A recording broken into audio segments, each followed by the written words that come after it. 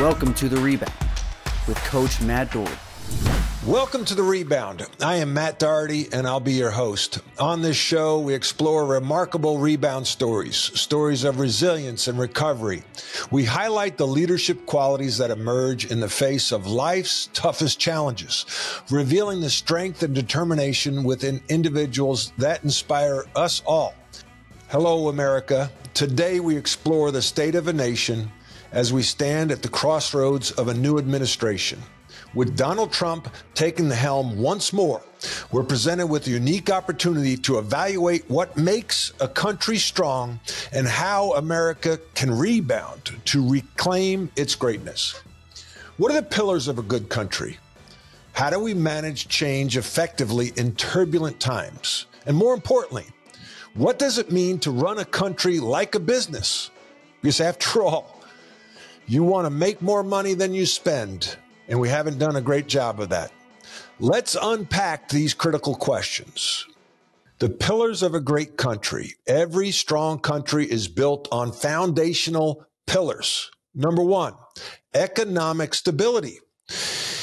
A thriving economy with opportunities for growth and innovation. If we don't have a good economy, people don't want to come here.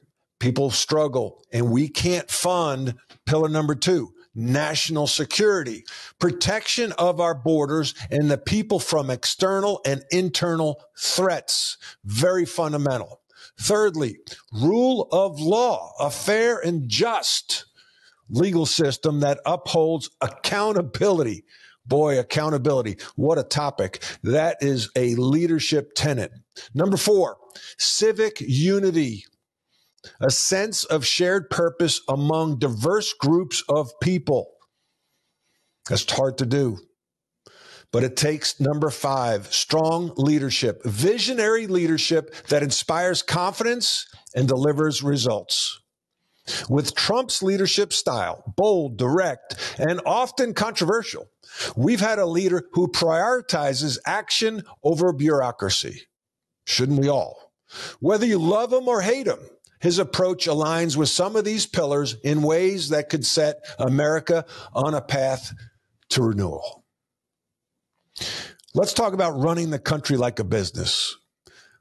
President Trump's background is business, and he offers a unique lens through which to view governance. Let's break this down. One, increase revenue. A business thrives on profit, and a country thrives on economic growth. Under Trump's previous administration, tax cuts for businesses spurred job creation, leading to higher tax revenues over time. Proposals to renegotiate trade deals and bring manufacturing back to American soil could further bolster our revenue streams, decreasing expenses. Wasteful government spending has been going on for far too long. It's been a thorn in our side. Running the country like a business means tightening the belt on unnecessary programs. Trump's previous efforts to reduce regulatory red tape are an example of how to streamline government operations for efficiency. Ronald Reagan once quipped, "The 9 most terrifying words in the English language are, I'm from the government and I'm here to help." Trump embodies this sentiment by advocating for limited government interference in the private sector. Let's talk about managing change in a nation. I've managed change before, and there's the science of change and the art of change. It's very complicated, especially when we're talking about on the national scale. But successful change management begins with a clear vision, strong leadership, and an ability to rally people behind a common goal. Just like a basketball team, just like a football team, where do you want to go? You got to paint that vision. Trump's vision of America first focuses on putting the needs of Americans above global agendas. While divisive to some, this vision resonates with many, including me. It only makes sense. Leadership. Leaders must lead from the front. Trump's unapologetic approach may not be universally appreciated, but it's undeniably decisive. Let's talk about the unity in transition. Change breeds resistance. The key is communicating the why behind the change and showing measurable results quickly, something Trump prides himself on delivering. This results in trust and commitment from the American people. Let's talk about America's position to rebound. I talk about rebounding all the time. But as the shot goes up, you got to get your body in position to rebound. OMJ Clothing is an elite men's clothing store that provides a vast array of spectacular brands of men's lifestyle apparel for every day. Elevate your business upscale casual at OMJ. Success comes from standing out. The Rebound is sponsored by Sector Spider ETFs, a unique family of exchange-traded funds that divide the S&P 500 into 11 sector index funds. You can buy just the sectors you like or customize the S&P 500 by weighting the 11 sectors to meet your financial objective. Please visit them on the web at sectorspiders.com. That's sector, SPDRS.com. Alps Portfolio Solutions Distributor, a registered broker-dealer, is the distributor for the Select Sector Spider Trust. So why is America poised for a rebound? Economic resilience. Despite global challenges, America remains the world's largest economy. With Trump's business-savvy policies, there's potential to unlock new growth sectors like energy, technology, and infrastructure. Number two, cultural renewal. Polarization is at an all-time high, but moments of crisis often serve as catalysts for unity.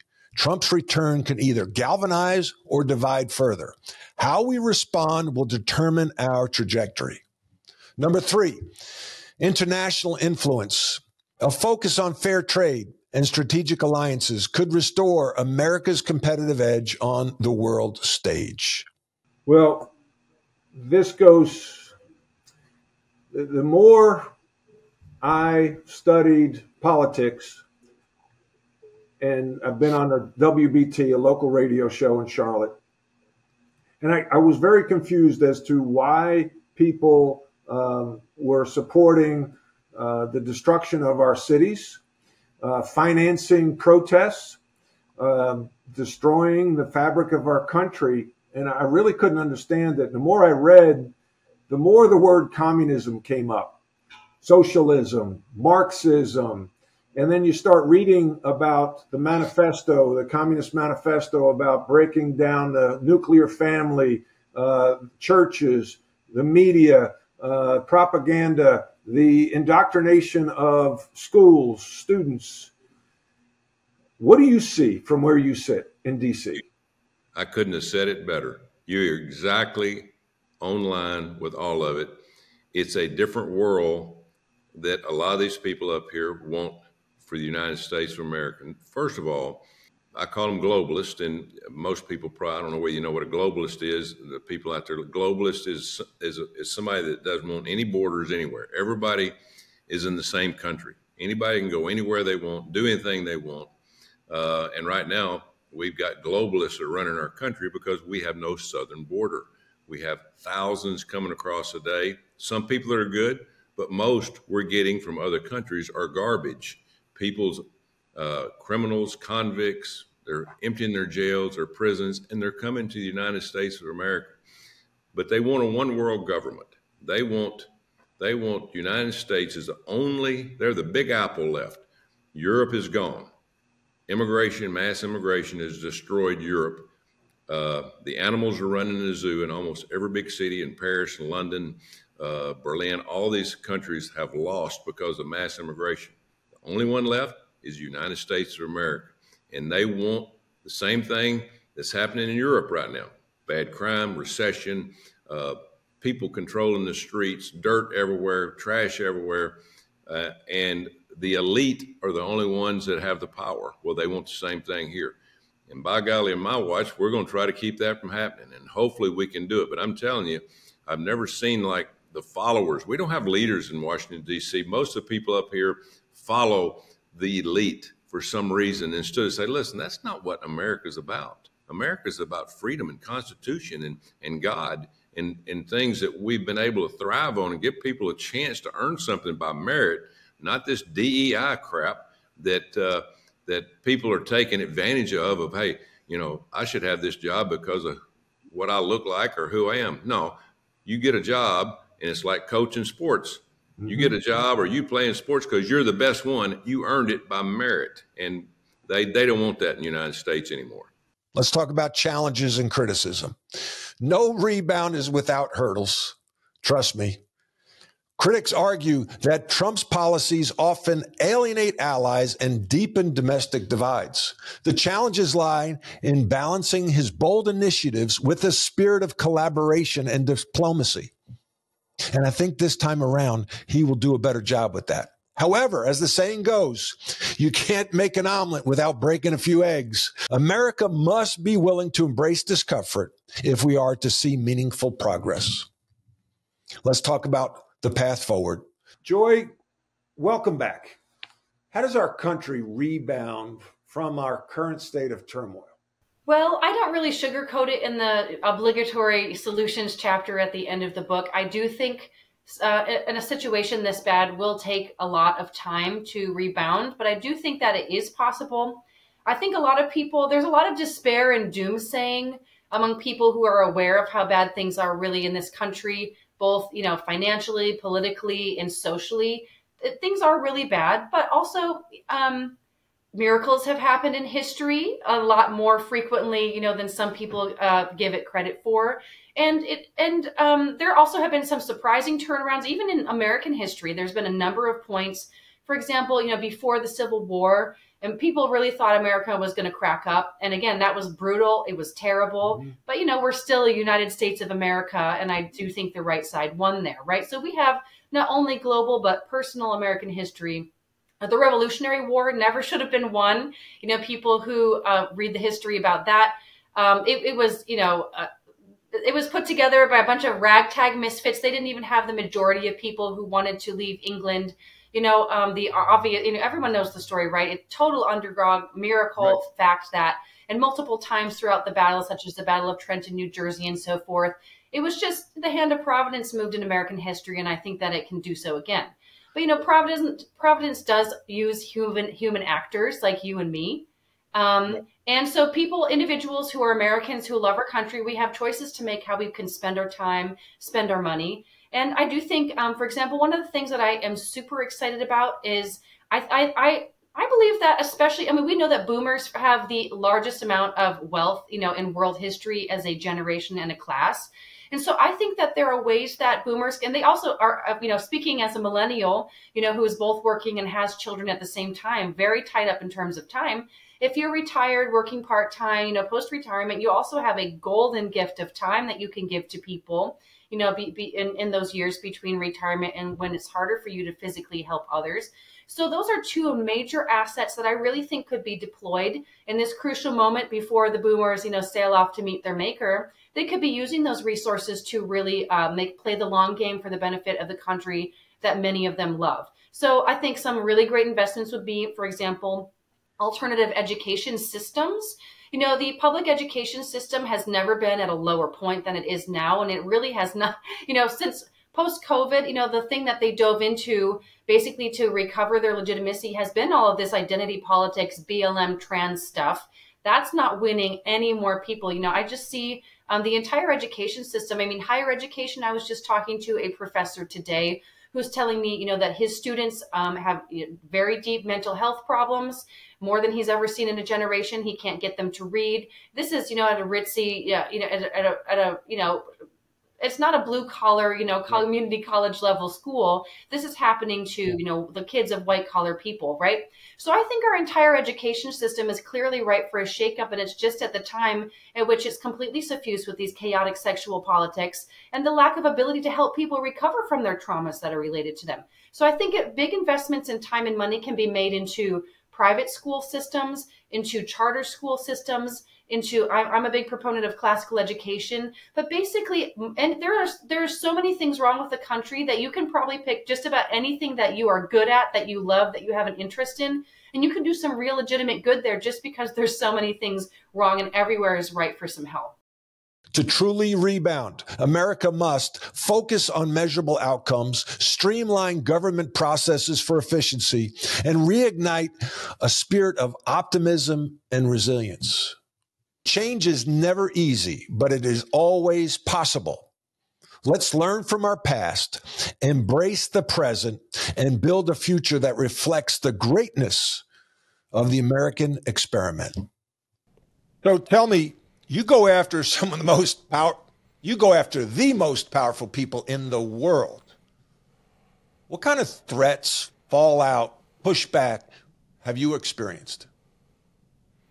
Yeah, so Amazon, for one, is the biggest retailer. That's one of the reasons I included Jeff Bezos in this book, which is not necessarily the smartest thing to do if you're an author trying to sell books. But we definitely saw Bezos' thumbs on the scales. He has not flat out removed control oligarchs, but he has removed a number of other books. So you got to be careful what you publish if you want to sell on the number one retailer.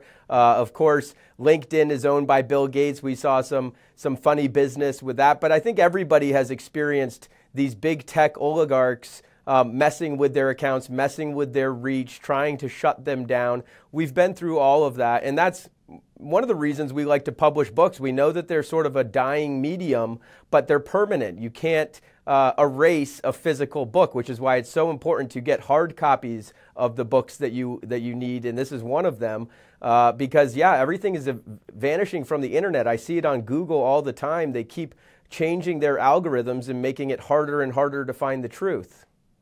Two quick thoughts. One, you're printing this book. You're doing interviews. I see them. This is juicy stuff. How come the media is not picking up on it? Yeah, well, Chapter 7 is called Mainstream Mind Control, and it's all about the corporate media companies and how they are controlled by the control oligarchs. I mean, you've got huge investments, big companies like BlackRock and Vanguard and State Street who hold large chunks. But then, of course, it's not just the money. There's a lot of ideological reasons that the mainstream media doesn't want to tell the truth. And so, that too is a dying medium, by the way, corporate media. CNN viewerships at all-time low. But you look at the people behind these companies, and I go into them one by one. I mean, Ted Turner doesn't own CNN anymore, but you can't find a more ideologically driven person than the founder of CNN, Ted Turner. I mean, the guy's a total nut job. He says that a lot of these guys are concerned with overpopulation, so-called overpopulation. Ted Turner is one of them. He thinks that the planet should have no more than 1, maybe 2 billion people. And so you look at these guys, and they are extremely ideologically driven. George Soros, for example, he also is sort of into this overpopulation stuff. He funds a lot of the methods for bringing down the birth rates. That would be abortion and birth control. I get into that and all of the investments from this billionaire class into all kinds of methods of abortion and contraception. And so it's a lot of ideology. You know that it's not profit reasons why the news is so bad, because they lose money. They lose money by being, fake news. So that's really what kind of drives a lot of it. There's 6 corporations, a lot of people know this, that own 95% of the media in America. And that's why it's so important to watch shows like this one, ones that are not controlled. Repeat that. You said 6 companies control 95%?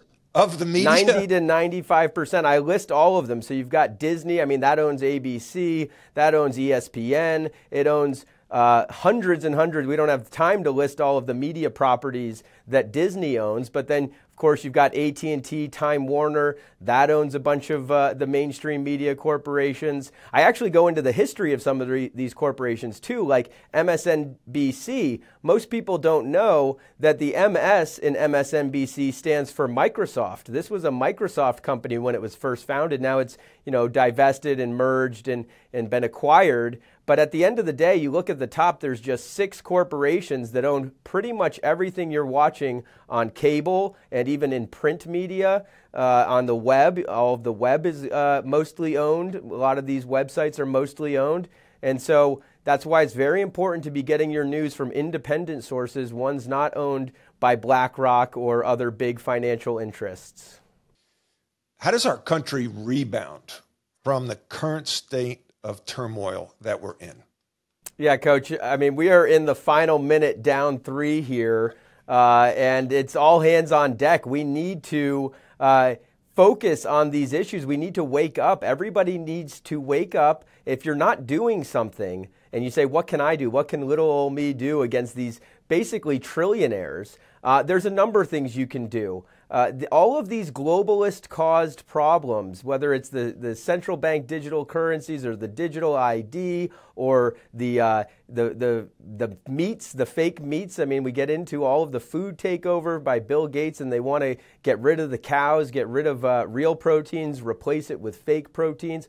All of these issues can actually be solved at the local level. And so you got to get involved at the local level. Education is a hugely important thing. We need to be waking up our students to all of the garbage that they are teaching them in schools. And so if you're not involved in your child's education, you need to get involved. And then additionally, you need to find a local organization. There are all kinds of them all across the country, whether it's, let's say, Moms for Liberty, who we've worked closely with, or down here in Florida and in Georgia and throughout the Southeast is an organization called Citizens Defending Freedom, where they are meeting up at the local level with like-minded, patriotic Americans who believe that our values have been compromised and our Constitution is under constant attack. You need to be meeting with people at the local level, talking about these issues. And if you can't meet, then you need to be sharing this information, sharing this show, making sure people are watching Coach Dougherty's show here where he's spreading the truth. You need to read this book and share it with other people. And so we can get the information out. I firmly believe, I'm optimistic. I mean, you get to the end of researching a book like this and it can be very heavy, but I'm actually optimistic here that if we wake up, and I do believe a global great awakening is underway. You see it with the election of candidates like Javier Milei in Argentina or Geert Wilders in the Netherlands. All across Europe, there's an awakening happening. And so the more we push, the more we force this information out there, the more desperate these control oligarchs become. It's not a coincidence that the theme for Davos this year in 2024 was, quote, rebuilding trust. I mean, it's comical, but they're aware that we are awake to their schemes. They're recalculating. They're not going to stop. And so we just need to keep waking people up by spreading the truth. And eventually we will win. I think they are getting desperate. That is why they are moving so quickly. As we embark on this journey, let us remember the words of Ronald Reagan. Freedom is never more than one generation from extinction. Think about that. The task ahead is to preserve and strengthen the freedoms that make America great. The question isn't whether we can rebound. It's whether we have the will to rebound. Thank you and good day. Leadership is a learned behavior. We all lead in some way, shape, or form. We all deal with adversity. And when you do, I challenge you to rebound. I challenge you to learn and grow. If you'd like to contact me, you can reach me at DoughertyCoaching.com. That's DOHERTY.com. Thanks for tuning in.